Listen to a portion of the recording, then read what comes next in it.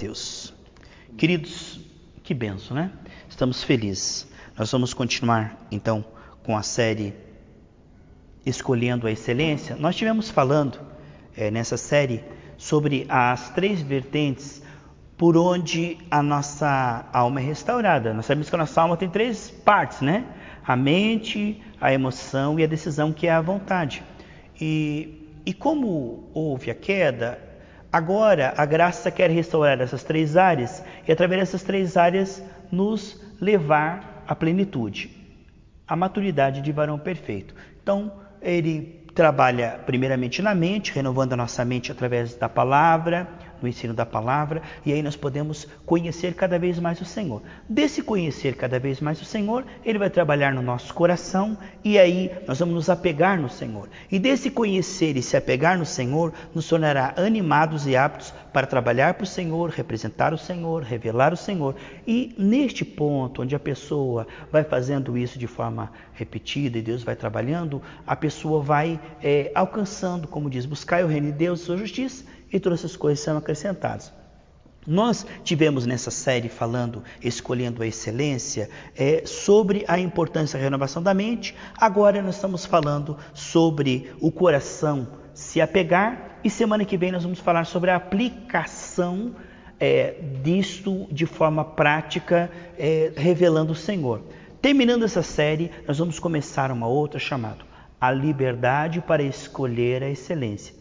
Lançando os fundamentos, Júnior, que nós estamos aqui falando das características do confiar, se apegar e praticar a vontade de Deus, vamos agora entrar na nova série falando da liberdade, dos efeitos, e nós estamos falando agora das características. Vamos falar dos efeitos, que é realmente essa liberdade para escolher a excelência. Então, a nova série será a liberdade para escolher a excelência. Então, nós estamos agora na antepenúltima parte dessa série, onde nós estamos falando agora, né, sobre a importância do apego espiritual, né?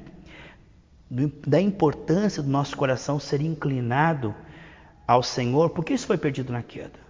Então vamos começar ali em João 5, 39 e 40, missionário Júnior. Leia bem lentamente para nós, por favor. João 5, 39 e 40. Jesus estava aqui falando com os judeus, com os líderes religiosos, e falando da sua missão. E ele fala uma coisa aqui, e eu já vi muitas vezes alguns irmãos torcerem esse versículo e dizerem, até em oração, em pregação, o que o versículo não está dizendo. Eu vou dizer o que o versículo está dizendo. Exatamente o que Jesus quis dizer quando ele falou esse versículo. Vamos ler lá, missionário Júnior. João 5, 39 e 40. Examinai as Escrituras, porque vós cuidais ter nelas a vida eterna, e são elas que testificam de mim. E não querer vir a mim terdes vida. Para terdes vida. Para terdes vida. Então, muitos textos da Bíblia falam da importância de examinar a Bíblia. Isso aí é indiscutível. Mas esse texto não está incentivando a examinar a Bíblia. Algumas pessoas pensam, examine as Escrituras. Tem vários textos, mas que Jesus não está falando para examinar as Escrituras. Ele está falando que os fariseus examinavam as Escrituras e pensavam que o simples ler a Bíblia, estudar e dissecar a Bíblia, daria para eles tudo o que eles queriam. Se nós paramos no ensino, o ensino tem uma parte importante na nossa vida cristã. Mas se nós pararmos no ensino e não transformarmos o que nós aprendemos em oração e comunhão com o Senhor e transformar isso em apego, nós morremos na letra. Porque quando Jesus veio, os fariseus, eles metodicamente, dedicadamente, mas de uma forma cega, estavam em cima da Torá de dia e de noite. E foi para essas pessoas que Jesus disse, vocês examinam as Escrituras, e eles ali, porque vocês pensam, é o que diz aqui o texto. Vocês examinam as Escrituras porque pensam que lendo elas, vocês serão salvos. Mas as Escrituras apontam para mim, para um relacionamento comigo, para uma fé em mim, e vocês não praticam isto, não entendem isto, não praticam isso e não recebem vida espiritual do que vocês estão estudando. Esse versículo aqui não é um incentivo a examinar a Escritura. Esse versículo aqui está mostrando que você pode examinar as Escrituras e se você não tiver a motivação correta, você vira um fariseu como os fariseus para quem Jesus estava falando esse versículo.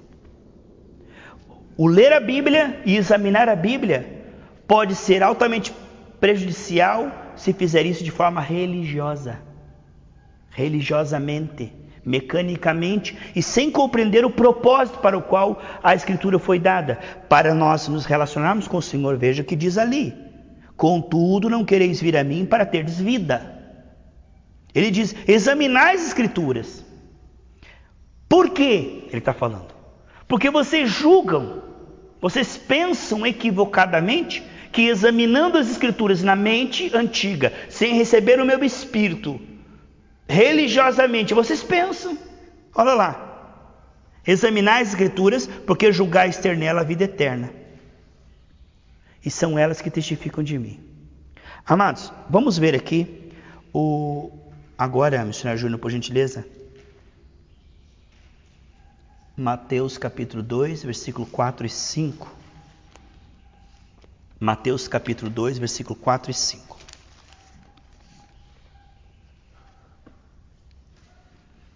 E congregados todos os príncipes dos sacerdotes e os escribas do povo, perguntou-lhes onde havia de nascer o Cristo.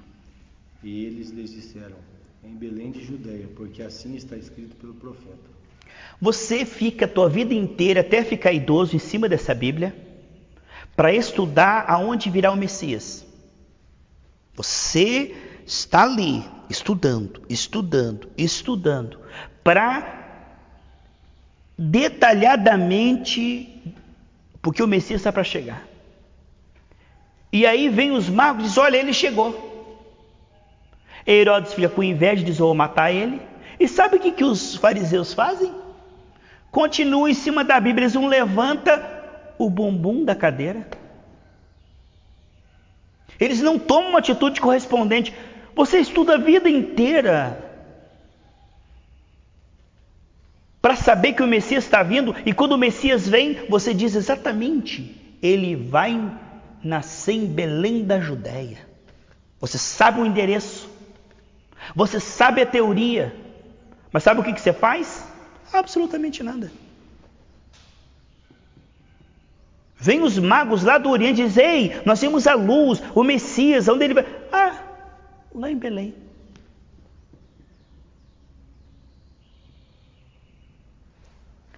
Mateus 23, 26, Júnior.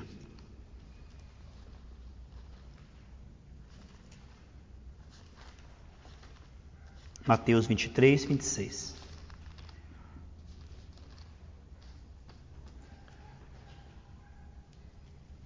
Fariseu cego, limpa primeiro o interior do copo e do prato, para que também o exterior fique limpo. A proposta da palavra, se ela for lida e entendida no Espírito, inevitavelmente, você lê as Escrituras, a resposta sábia a ela é o arrependimento. Se a pessoa não se arrepende, ela está lendo religiosamente. Se ela está lendo e buscando dons, está lendo, buscando poder, está lendo, buscando conhecimento, está lendo, buscando bênção, ela não está lendo no Espírito. Porque Deus vai começar do começo, dos efeitos da queda na alma do homem. Veja, é levar os santos à maturidade. Efésios 4, do 11 ao 13, Romanos 8, 29. Então, Deus quer começar pelo coração. A mente vai sendo renovada, vamos compreendendo a proposta do Senhor e respondemos como? Entregando o nosso coração. Esse Mateus 23, 26 me lembra de Provérbios 23, 26, que diz, dá-me, filho meu, teu coração e os teus olhos, preste atenção no meu caminho. Então, o principal e fundamental trabalhar da graça é no interior. Segundo o entendimento que você vai recebendo, o Senhor quer trabalhar no seu interior. Mas os fariseus, eles se conformavam apenas em o quê? Estudar, explicar, entender, papagaiar, falar sobre, buscar bênção e cargo e poder. Para eles já estava bom.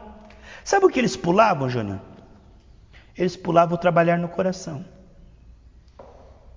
Sabe o que acontece se você tira o coração do evangelho? Você terá zumbis espirituais. A pessoa começa a estudar a Bíblia e ela é incentivada o quê? Vai direto para os dons.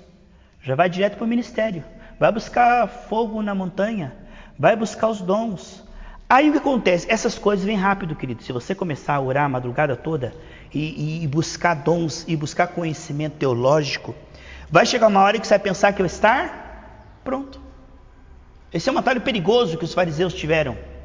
Porque eles conheciam bem a Torá, e porque eles viam certas confirmações no templo ali, na família dos judeus, eles pensavam que estavam prontos, mas o coração deles estava longe. Jesus diz, olha, vocês por dentro não foram transformados. Lembre lá de Gênesis 6,5, que Deus olhou o homem e o seu coração, a sua mente era continuamente má diante do Senhor?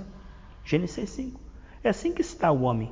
A religião muda o quê? O comportamento, mas não muda o quê? O coração, as motivações, elas são muito sérias. Não só o que você faz, você pode fazer o que é correto, mas só Deus pode colocar alegria e fazer aquilo com pureza e fazer aquilo para a glória de Deus. Vamos ver ali, missionário Júnior, Colossenses 2, 23. Essa é uma parte importante, esse versículo. Um amigo nosso estava numa seita, Júnior. Ele estava numa seita e ele saiu quando ele abriu e leu esse versículo, Colossenses 2, 23. Porque ele notou ali uma atmosfera de impureza misturada com dons, com eloquência, com sinais, com curas, com demônio caindo para todo lado, mas não havia pureza no coração. Os obreiros um competindo com o outro, soberbo, arrogante, aquele ambiente hostil de traição e aquela safadeza escondida. Sabe por quê? Porque a religião dos homens, ela pula o principal e o fundamental, o trabalhar no coração. Sabe o que vai acontecer? Leia lá, Júnior, por favor. As quais têm, na verdade, alguma aparência de sabedoria, em devoção voluntária, humilde e em disciplina do corpo, mas não são de valor algum, senão para a satisfação da carne. Isto.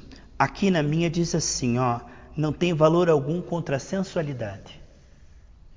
Sabe aonde é que o homem escapa dos ídolos e dos pecados secretos do coração? Seja o orgulho, a impureza. Os pecados sexuais secretos só poderão ser vencidos e dominados à medida que o nosso coração vai se apegando no Senhor. Se eu só recebo dons e conhecimento teológico, vou lá orar no monte e recebo poder e recebo conhecimento teológico e prego e ponho a mão, o milagre acontece, e pulo essa questão do apego, quando vier a tentação, esse conhecimento teológico, esses dons, essa eloquência e esses sinais não me satisfarão, porque o meu coração não foi apegado, não foi inclinado. Veja, quando eu pulo isso, aconteceu isso com os fariseus. E acontece hoje com esse movimento neopentecostal, onde pastores usadérrimos por Deus, conhecedores profundos da Bíblia, caem em pecado sexual e caem em pecados grosseiros de avareza, de outras coisas. Por quê? Porque a questão toda está aí, ó. Você não vai escapar dos ídolos e dos amores rivais se o seu coração não estiver pegado no Senhor. Agora veja, isso leva tempo. Jesus treinou seus discípulos por 3 anos e meio. Paulo treinou seus discípulos por 3 anos e meio. Ele mesmo esteve na Arábia antes do seu ministério. Então, a pessoa pensa, porque já tenho dons, sou eloquente, conheço bastante a palavra. Eu ponho a mão, as coisas acontecem. Estou pronto. Mas a questão é que estão escolhendo a melhor parte do bolo, a melhor parte da herança. Estão pegando as migalhas e caem da mesa. O Satanás é assim, amados. Ele esconde as 7 chaves. A religião esconde as 7 chaves, a questão prioritária, que é o apegar-se ao Senhor. É ler a Bíblia e transformar isso em relacionamento.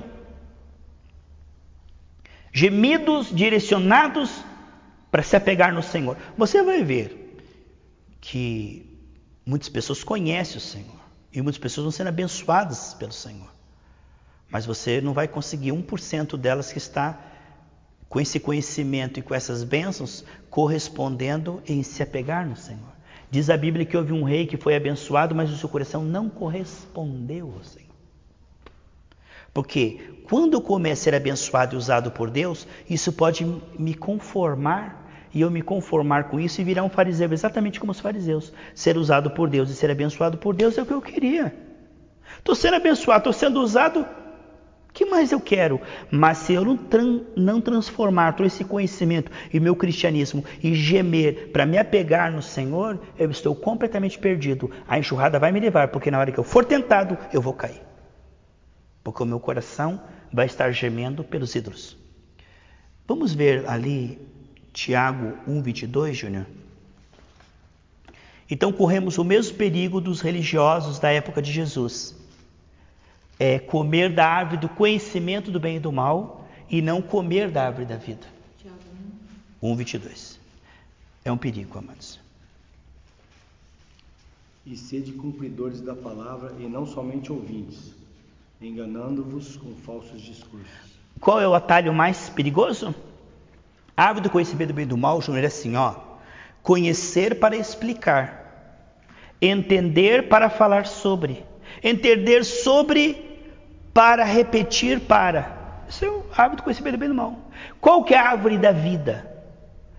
Se relacionar com, se parecer com, para revelar Jesus. Essa é a árvore da vida. Jesus diz, examinai as escrituras porque pensais ter nela a vida eterna, mas não se relacionam comigo de coração para receberem vida. A palavra chama a relacionamentos profundos. E muitas vezes nós pensamos que a palavra nos chama para sermos usados por Deus, que a palavra chama a sermos só abençoados, que a palavra chama a apenas nos relacionar com pessoas. Nós não entendemos a mensagem. Os fariseus não entenderam porque eles leram na mente. Olha, corremos o mesmo perigo dos religiosos da época. Comer da árvore do conhecimento do bem e do mal, ao invés da árvore da vida. Se conformar em ouvir, entender e explicar. Ouvir, entender e explicar. O Júnior leu ali, enganando-se com falsos discursos. Ah, porque eu estou entendendo e estou falando, quer dizer que eu estou vivendo. Eu estou entendendo e estou falando, mas não estou vivendo, porque para viver eu tenho que gemer com jejuns e súplicas para que Deus incline meu coração. Porque não é que eu estou entendendo, eu estou praticando. Eu estou entendendo sobre o amor, explicando sobre o amor, mas eu estou crescendo em amor nos meus relacionamentos? Não, isso não acontece assim. Isso é uma resposta, porque Deus é soberano, mas Ele escolheu agir assim, ó, edificando nossa fé e depois confirmando nossa fé. Ele escolheu assim. Como é que Deus faz? Ele revela a necessidade de se apegar nele. Agora, eu posso dizer, entendi, eu preciso me apegar nele. Agora eu vou explicar para as pessoas sobre se apegar nele. Entende? Se eu não entender que essa mensagem requer de mim uma resposta com orações, jejuns e súplicas, no sentido de orar para me grudar nele e ganhar esse apego nunca vai acontecer. Porque essa é a parte mais difícil, a que o diabo mais luta e o que você vai ver que de 100 cristãos, um vai ter. O que diz lá em 1 Coríntios 8:2-3? Aquele que me ama, esse é o que eu conheço. O que diz lá em 2 Tessalonicenses 2:10? Porque não se apegaram com amor à verdade. Só de uma forma intelectual, de uma forma interesseira, ouviram uma palavra de mau grado. Mas a Bíblia diz lá, porque não se apegaram com amor à verdade, eu entregarei o espírito do erro. O que está acontecendo? Jesus diz naquele dia, eu não te conheço. Senhor, mas eu fiz sinais. Senhor, mas eu fui abençoado. Eu não te conheço, teu coração, eu nunca entrei, nunca trabalhei, porque eu entrei na tua mente, entrei na tua casa, entrei na tua vida financeira. Mas no teu coração, você nunca me ofereceu com jejuns e súplicas para que eu trabalhasse, para que eu inclinasse. Você nunca pediu isso. Ouve a palavra e sai dali, pronto, entendi. Né? Quem tem pessoa que fala assim, entendi. E daí? Satanás crê, entende, mas ele não responde a isso, a Bíblia diz em Tiago. Não é uma questão de entender, é uma questão de responder ao que você entendeu. Senão nós estamos na árvore do conhecimento do bem e do mal. Entendi, pastor. Você entendeu que Deus quer que você se apegue, tá? E você está se apegando? Não. Fariseu. Eu vou explicar para outros então, agora que eu entendi que tem que se apegar, que legal, agora eu vou explicar para os outros que eles têm que se apegar. Então, o efeito multiplicador do conhecimento do bem e do mal. Então, a resposta que vamos aprendendo é exercitar o apego. entregar de coração diário e recebendo revelação. Por exemplo, hábito do conhecimento do bem e do mal é entender e explicar. Se eu responder com relacionamento, eu receberei revelação do que eu só entendia. Isso chama-se conhecimento relacional. Conhecimento relacional você não aprende só examinando as escrituras.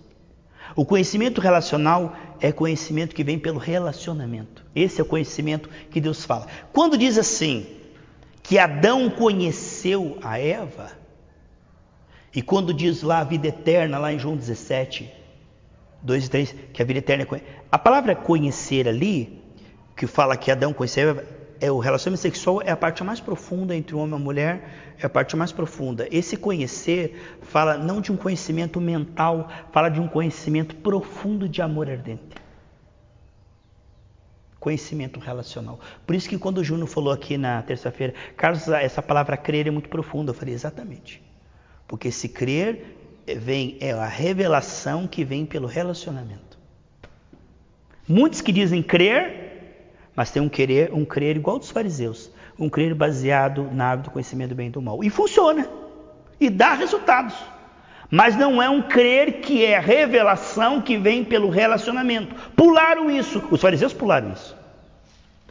E nós corremos o perigo de pular isso, se não transformarmos as nossas orações em orações que supram o direcionamento da palavra. A palavra diz, examinar as escrituras para que venham a mim e não venham a mim. Veja, não supriu o estudo bíblico, estudou a Bíblia, mas não veio a Cristo. Veja. Leia para mim, Júnior, Provérbios 28, 5 e 9 também, por gentileza. Nós vamos concluir com esse versículo. Então, cuidado. O verdadeiro conhecimento, ele é relacional. Desse gemido. Nasce desse gemido, viu? Nasce desse urrar. Lembre-se que diz lá em Provérbios 4, se alçares a sua voz, hein, Rosana? Lá em Provérbios 4, se você alçar a tua voz, você gritar e gemer por sabedoria, te será revelado. A sabedoria aqui é uma pessoa, entendeu? E diz lá em João 17,3, a vida eterna é que te conheçam a ti, ó Deus, e a Jesus Cristo a quem tu enviaste. Essa é a vida eterna. Relacionamento. Apartai-vos de mim, não te conheço. Eu só conheço aquele que me ama. 1 Coríntios 8,3. Então, amados, isso é muito forte. Provérbios 28, 5 e 9. Cuidado com a religião dos homens, hein? Ela diz para você que está sendo abençoado, já está bom. Ela diz para você, você está sendo usado por Deus? Tá bom. Você conhece bastante versículo? Tá bom. Os fariseus eram assim. Mas eles não estavam avançando no que, amados? Em amor. Eles não estavam avançando no que? Amor por Deus. E se eu não amar a Deus, sabe o que acontece quando eu for tentado? Eu vou ceder. Leia para mim, por favor, Júnior. Os homens maus não entendem o juízo, mas os que buscam o Senhor entendem tudo. Os que buscam não do Senhor, mas buscam ao Senhor. 9. O que desvia os seus ouvidos de ouvir a lei, até a sua oração é abominável. Por que abominável? Quando a pessoa para de gemer para conhecer mais a Deus, se apegar mais em Deus e revelar mais a Deus, Júnior, ela vai começar a orar coisas secundárias em primeiro lugar, e só coisas secundárias. Veja a oração de uma pessoa que está se apegando em Deus. Olha a oração de um religioso, Rosana. Olha a oração dos fariseus, vá lá e veja. Só pedindo para coisas dessa vida. Só pedindo coisas para essa vida. E Deus quer dar, mas Ele não está trabalhando o coração diariamente diante do Senhor.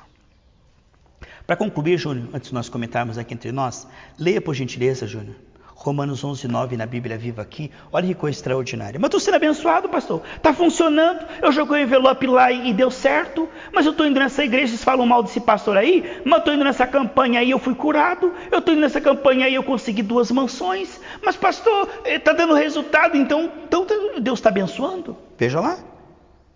O rei Davi tocou neste mesmo ponto, quando afirmou que a sua boa comida e as outras bênçãos os induza ao pensamento de que entre eles e Deus vai tudo bem, e que essas boas coisas voltem-se contra eles mesmos e recaiam sobre as suas cabeças, a fim de esmagá-los merecidamente. Você só quer bênção, você vai ser destruído.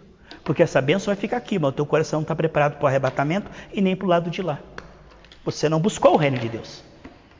Tá dando certo, não tá? Mas é o que diz aí Romanos 11:9 na Bíblia Viva, que você está pensando em estar indo tudo bem, isso aí vai ser o seu castigo. Muitas pessoas, amadas, estão sendo tão abençoadas e elas são tão conformadas com a bênção que elas são idólatras. Porque uma pessoa que só quer bênção, ela é uma idólatra. E ali em Marcos, pastor? Claro. Marcos 16, né? Quem crer e for batizado será salvo. Então, voltando à questão, porque as pessoas só querem cumprir o ritual, mas eles esqueceram quem crer. Então você tem que crer. Esse relacionamento tem que vir antes do ritual. A vida vem antes da obediência. Porque às vezes a pessoa vai cumprir o ritual. Não, eu estou me batizando nas águas. Me batizando, agora estou ceando, agora estou devolvendo, agora, beleza. Eu estou sendo abençoado, agora tenho um cargo. Agora está aqui, ó, quem crer. Se você fizer tudo isso sem crer. E esse crer tem certas características que nós vimos aqui nessa aula. Esse crer tem uma característica de que é melhor atender do que sacrificar. E esse crer em Cristo é crer na sua proposta. Muitas pessoas dizem, eu creio em Cristo. Mas crer em Cristo, a Bíblia diz assim, que aquele que ouve e não entende, o inimigo vem e tira a semente. Mas aquele que ouve e entende, dará 100 por 1. Então, quando eu ouço e entendo a mensagem, sabe o que é entender a mensagem? Arrependei-vos e convertei-vos. Isso é entender a mensagem. Que Deus te abençoe em nome de Jesus. Amém? Vamos entre nós aqui agora. Eu vou estar desligando. Que Deus abençoe você que ouviu essa mensagem, em nome do Senhor Jesus Cristo.